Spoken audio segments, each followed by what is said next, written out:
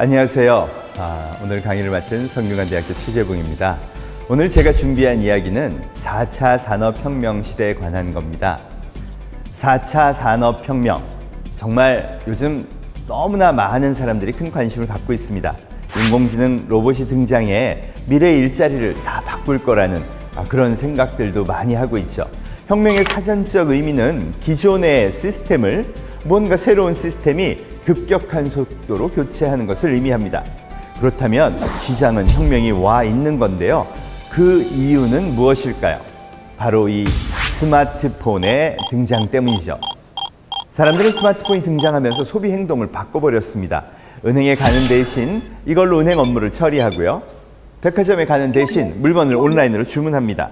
또 방송도 이걸 통해서 자기들끼리 만든 미디어를 보는 시대로까지 접어들었죠.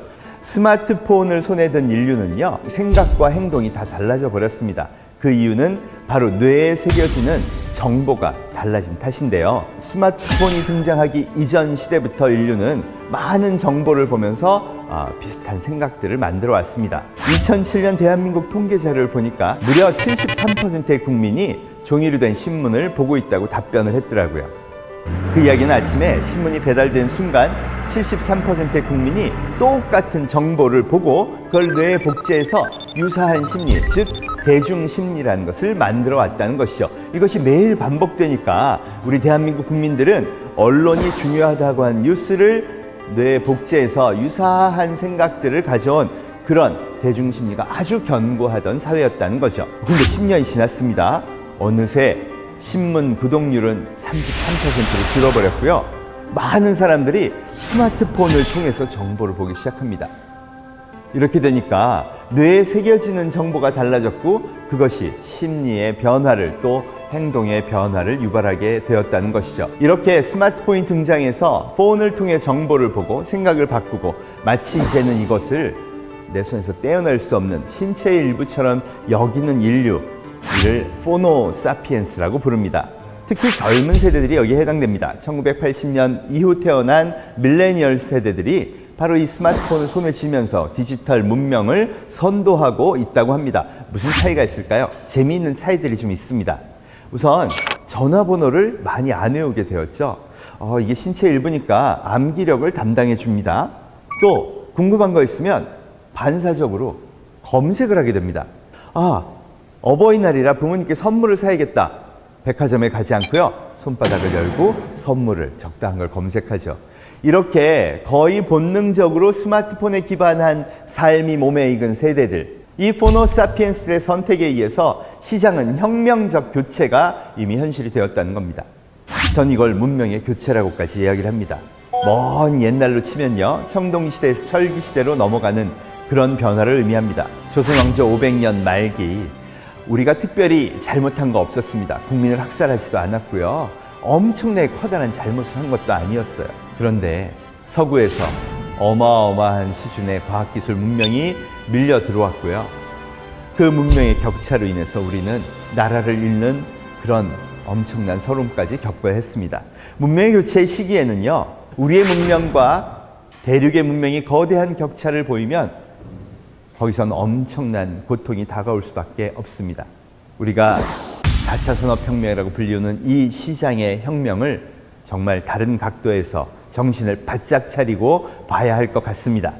여러분이 보시고 있는 이 자료는요. 2018년 5월 10일자 기준 세계 10대 기업입니다. 1위는 스마트폰의 창조기업 애플. 환율 기준 1078원으로 보니까 애플이 벌써 1000조가 넘는 1014조의 기업이 되어버렸습니다. 애플은 이제 아이폰을 기반으로 거대한 생태계를 만든 기업이라 불리웁니다.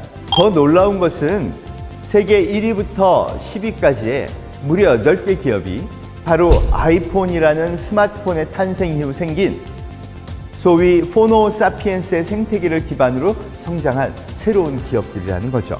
2위인 아마존을 한번 볼까요? 아마존은 유통기업입니다.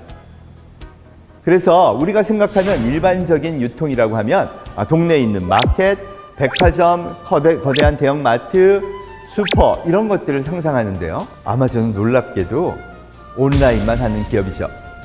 스마트폰을 이용해서 거래를 합니다. 소위 비대면 거래라고 하죠. 점원도 없고요. 물건을 내가 보고 똑 찍는 순간 거래가 완료됩니다. 그럼 그 물류센터에 있던 물건이 움직이기 시작한다고 하네요. 그걸 싣고 다니는 게 바로 키바라는 로봇. 이미 45,000대가 실전 배치돼서 실제로 사람들의 일손을 거들고 있다고 합니다. 그렇게 로봇이 실어다 준 물건이 포장이 완료되면요, 이게 이제 택배로 저한테 배달을 오는 것이죠. 그런데 이 택배조차도 앞으로 10년 내에 드론으로 교체한다고 합니다. 2018년 5월 미국 정부는 10개 회사를 선정해서 드론 택배 시범 사업을 허가를 해버렸어요. 앞으로는 드론이 날아다니면서 물건을 우리한테 배달해 주는 시대까지 오게 됐다는 것이죠.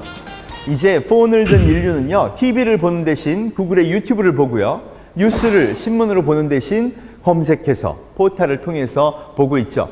또 SNS라는 인스타그램이나 페이스북에 가서 많은 시간을 보내고 있습니다. 이런 인류의 소비 행동 변화로 인해서 새롭게 성장한 기업들이 세계 1, 2, 3, 4, 5위를 꽉 채워버렸습니다. 이 모든 기업들은요, 인류가 폰을 들고 변화함에 따라 그들의 행동 변화를 정확히 포착하고요, 그들이 좋아하는 방식의 새로운 비즈니스 모델을 만들어 기존 사업들을 다 파괴하면서 성장한 기업이라는 것이죠.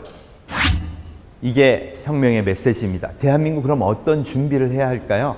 대한민국의 문명은요, 우리 잘하고 있어요. 맞아요. 상생의 체계도 잘 만들고요, 모든 것들이 안정되게 운영되면서 급격한 변화 없이 잘 갈 수 있도록 구성하고 있지요. 그런데 대륙과는 거대한 문명 격차를 드러내기 시작했다는 겁니다. 한번 우리 국민의 상식도 볼까요? 여러분, 아이들한테 스마트폰을 줘야 하나요? 주로 안 주려고 합니다. 유튜브도 못 보게 하고요. 그런 건 안 좋은 거야. 스마트폰에 기반한 SNS 활동도 가능하면 못하게 합니다. 게임은 정말 안 좋은 것이죠. 왜냐하면 중독되는 마약이니까요. 그래서 모든 걸 금지하게 하고요, 그렇게 교육을 하죠. 그런데 안타깝게도 그렇게 교육받고요, 암기 과목 잘해서 수능만 잘 본 친구들, 그리고 좋은 대학 갔고 좋은 스펙 쌓고 이런 디지털 문명에 대해서는 좀 안 좋게 보는 이런 친구들은요, 졸업 후에 아무리 스펙이 좋아도 세계 7대 기업에는 못 갑니다. 또 우리나라의 많은 대기업들도 앞으로 이런 분야로 진출하려고 하는데 거기에서 역량을 발휘하기 어렵게 되겠죠. 여러분, 우리가 고쳐야 합니다. 우리 어른들이 나서서 이 대륙과 대한민국의 문명의 격차를 줄여줘야 하는 것이죠. 이미 택시, 호텔, 금융, 방송, 유통, 우리의 일자리가 마구 생기는 분야에서는 이 혁명이 다 현실이 되고 있습니다. 호텔 하나도 없는 에어비앤비가 43조 기업이 됐고요. 알리페이, 위챗페이가 중국의 카드 문명을 다 바꾸고 있고요. 유튜브는 이미 대한민국에서 유통되고 있는 동영상의 30%를 넘었다고 합니다. 이 정도 되면 우리도 생각을 바꿔야 하지 않을까요? 왜냐하면 우리가 지키려고 하는 것들은 점점 더 축소되고요, 반면 새로운 분야는 모든 것이 기회가 됩니다. 성공한 기업들은요, 소비자의 아주 미세한 그런 편의를 제공하고, 그리고 그들이 좋아하는 것들을 끊임없이 만들어내서 아주 불꽃 같은 경쟁에서 승리한 기업들이 차지했습니다. 결국 시장의 선택을 받은, 소비자의 선택을 받은 기업이 생존했다는 것이죠. 패러다임이 바뀐 것을 의미합니다. 이게 의미하는 바는요, 진정으로 소비자가 시장의 왕이 되었다는 걸 이야기한다는 겁니다. 결국 우리가 성공하려면 이제 소비자가 진짜 좋아하는 제품, 그들이 와 이거 정말 대단해 라고 퍼뜨리는 제품을 만들어야 하는 시대가 됐다는 거예요. 기술적으로는 어떻게 변화했을까요? 우리나라에서도 누구, 지니, 클로버 이런 것들이 붙고요, 미국에서는 알렉사, 구글 어시스턴트 이런 것들이 붙어서 말로 하니까 우리가 원하는 것들을 해결해 줍니다. 여러분, 많은 사람들이 버튼 누르고 소프트웨어 이렇게 해서 하는 디지털 문명에 대해서 익숙하지 않습니다. 그런데 음성은 어떻죠? 누구나 다 명령을 내릴 수 있고, 그게 성공하기만 한다면요, 누구나 다 편하게 생각한다는 거죠. 그래서 사실은 플랫폼 기업들이요, 기를 쓰고 개발한 겁니다. 진짜 사람들이 말로 나 음악 좀 틀어줘, 나 피자 좀 배달해줘, 이런 것을 할 수 있게만 된다면 정말 소비자가 선택할 거야. 네, 맞습니다. 그리고 그게 상당한 성공을 거두기 시작한 거죠. So how can I help you? Hi, I'm calling to book a women's haircut for a client. I'm looking for something on May 3rd. Sure, give me 1 second. Mm-hmm. Sure, what time are you looking for around? Do you have anything between 10 a.m. and 12 p.m.? Okay, we have at 10 o'clock. 10 a.m. is fine. Okay, perfect. So I will see Lisa at 10 o'clock on May 3rd. 결국 소비자의 선택을 끌어내기 위해서 인공지능도 빅데이터도 계속 발전하고 있다는 겁니다. 빅데이터에 관해서는 세계 최고의 유통기업 아마존의 CEO 제프 베조스가 멋진 말을 해줬습니다. 신을 데려와라. 그럼 내가 신을 믿을게. 신을 데려올 수 없다면 데이터를 가져와라. 그 데이터는 곧 고객의 마음입니다. 최근 빅데이터의 변화를 보면 세상이 얼마나 빠르게 변하는지를 알 수가 있습니다. 대한민국의 가장 대표적인 플랫폼인 네이버의 광고 매출은 이미 지상파 3사와 신문사 3,700개 광고비를 오래전에 넘어섰습니다. 그래서 네이버의 시대가 오나 했어요. 와, 그랬더니요. 어느샌가 많은 사람들이 유튜브로 옮겨갑니다. 이제 대한민국에서 가장 많이 매일 보고 있는 앱은요, 세상에 유튜브가 돼버렸어요. 유튜브는 어떻게 이렇게 늘은 걸까요? 유튜브가 느는데 거대한 기여를 한 것은 바로 유튜브를 통해서 개인 방송을 하는 사람들입니다. 유튜브는요, 무대만 만들어줬어요. 너희들 다 와서 여기서 개인 방송해. 개인 방송을 통해서 정정당당한 경쟁을 하세요. 그리고 그 경쟁을 통해서 많은 사람들을 끌어모은 유튜브라면요, 제가 돈을 많이 벌게 해드리겠습니다. 제가 버는 광고 수익을요, 여러분한테 다 나눠드릴게요. 이렇게 선언을 한 겁니다. 그러자 많은 사람들이요, 유튜브에서 방송을 하기 시작합니다. 대표적인 게 이제 해리와 장난감 친구들이 하는 저 방송인데요. 세상에 100만 원을 쥐고 자본금 100만 원을 시작한 이 회사는 이제 아이들이 너무나 열광하는 그런 프로그램이 됐어요. 지상파에서 방송한 적도 없고요. 오로지 유튜브에서만 했는데 말이죠. 어떻게 퍼졌을까요? 이 아이들이 사랑하는 이 프로그램, 4살짜리, 5살짜리 아이들이 너무나 열광하는 이 프로그램들은 실제로 4살짜리, 5살짜리 아이들이 퍼뜨린 겁니다. 어린이집에 가서요, 대화를 나눕니다.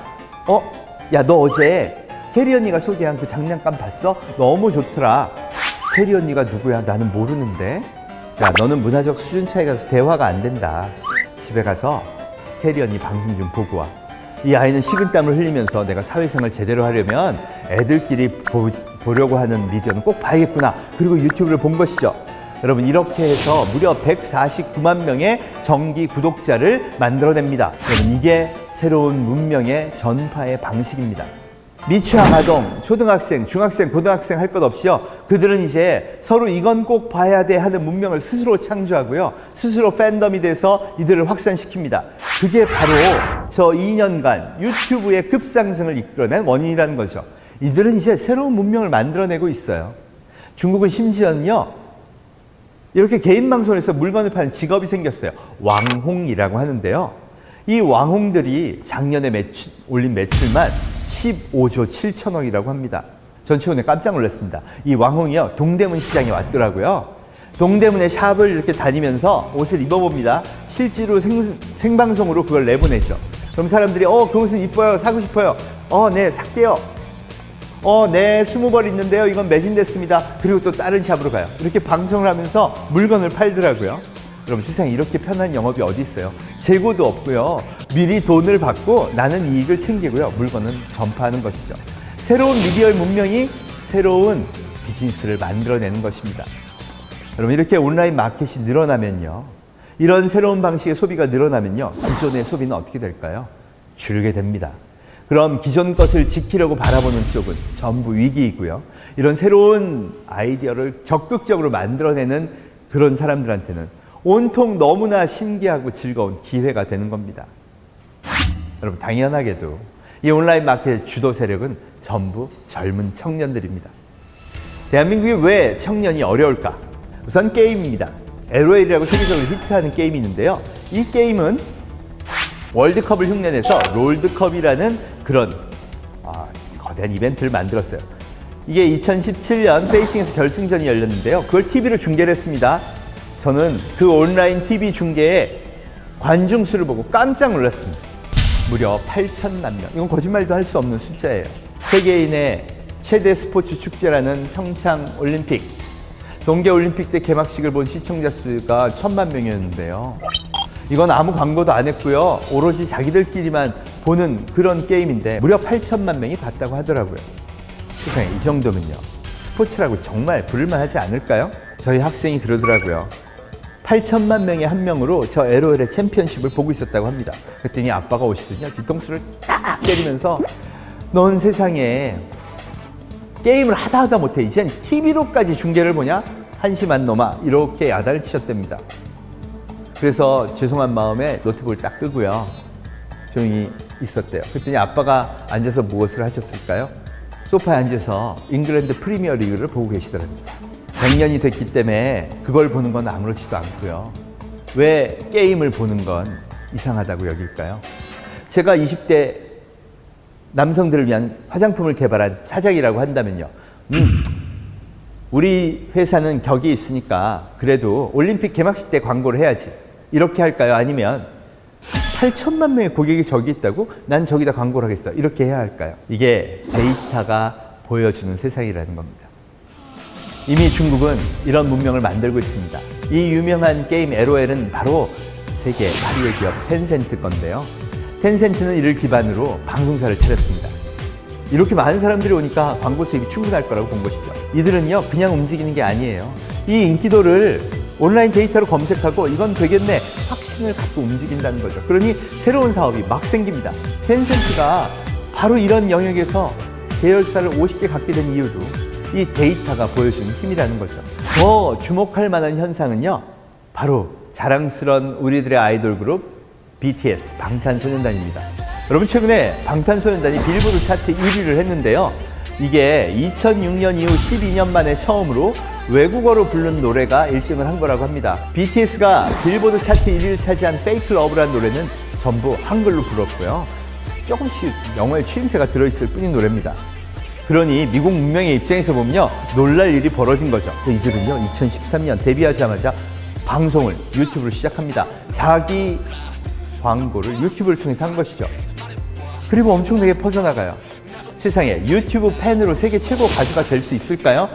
불과 4년 만에 이걸 만든 겁니다. 이들의 킬러 콘텐츠 쉽게 마음을 사로잡았고요. 이들은 와, 이건 꼭 봐야 해, 그러면서 온 세계로 퍼뜨리기 시작합니다. 더군다나 스스로가 광팬이 되죠. 팬클럽 이름도 무시무시합니다. 아미.